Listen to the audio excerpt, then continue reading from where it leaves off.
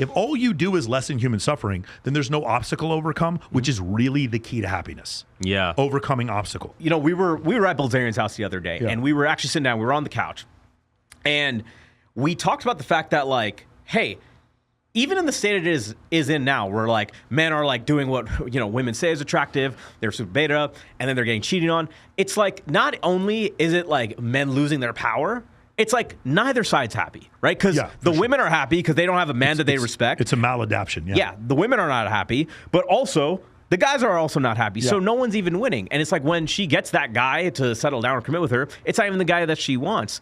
When in reality, and like I appreciate that Dan teaches this, but you teach this, it's like the best thing for men is to become more attractive and to get better. The best thing for women is also for men to become better. Yes. And people don't see that. So one of my favorite quotes from Eckhart Tolle is there's two ways to be unhappy. Yeah. One way is to not get what you want. Yeah. The other way to be unhappy is to get what you want. Mm-hmm. Okay. Dan has talked about this before. If every meal was a 5-star meal, eventually you stop appreciating it.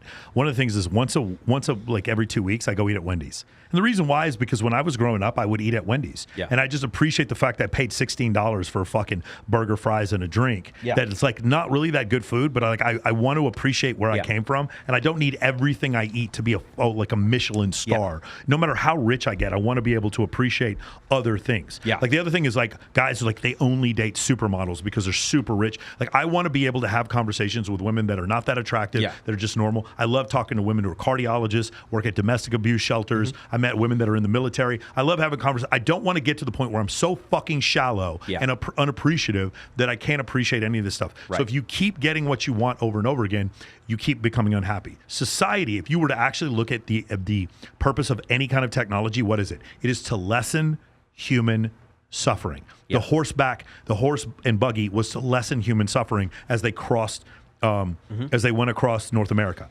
The Colt 45 was to lessen human suffering by protecting one tribe from another. Right? Any of these things that you come up with, the high-speed internet, satellite dishes, whatever, it was to end, it was to lessen human suffering. If all you do is lessen human suffering, then there's no obstacle to overcome, which is really the key to happiness. Yeah. Overcoming obstacles. Yeah. So because we have fewer and fewer obstacles to overcome, like the biggest obstacle I have to overcome in my life right now is beating Spider-Man 2. Like that is literally like, oh God, I got to get back in. I can't beat this one. Like that's the biggest, biggest obstacle is to fucking win at Elden Ring, which is really hard, by the way. If that's the biggest obstacle I have to overcome, then I start getting fewer and fewer dopamine hits from my accomplishments and my everyday life. There's so little suffering in it. Yeah. Oh my God. It's 73 degrees in here. It's so hot. Can someone turn the AC down? Because I get weaker and weaker and weaker. Because of that, what happens is I get less and less happy. So to answer your question, the reason why people in general would be less happy is because there's fewer things to go up against. Right. A great. Well, but the other thing is that going back to what I was originally asking is that the best thing for men is for men to get better, but also the best thing for women is for also men to get better. The best thing in the world for men is for men to be attractive and not creepy. And the best thing in the world for women is for men to be not attractive and not creepy. Yeah, absolutely. Yeah. Because women can't be creepy. If you've ever had a bisexual girlfriend, it's really hard when you have to explain to her. Like you can just go up to that girl and grab her boobs and she's not going to do anything. And you're like, she's like, what? What are you talking about? It's like, go up to that girl and grab her boobs. She's not going to get pissed. She's not going to, especially if she's really pretty. It's crazy. Like attractive women can't be creepy. Like no matter what they do. Dude, if you heard some of the things that my ex-girlfriends would say to me, like the text message, and it was a guy saying it to a woman, it would come off as the most creepy, sexually harassing, misogynistic shit I've ever seen. I just want to use your body for my blood. They would say this stuff, but because it's a woman saying it, it's never creepy. Right. Yeah, it's core, but that's great. It's a dimorphic difference between men and women. Yeah. Women do not. Women. Here's the dichotomy. Women are more calibrated than men. Women, by the time they're 22, have been approached by more men than I will be ever approached by anyone in my entire life. Right. Women are more calibrated than men.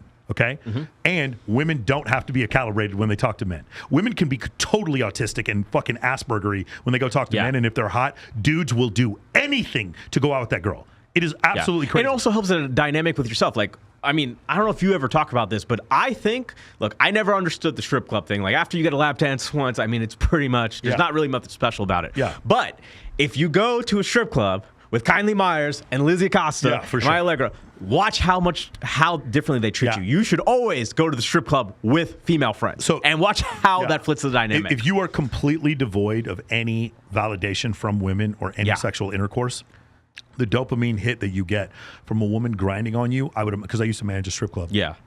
That would be so great. It would be the equivalent of you and I actually having sex with a beautiful woman.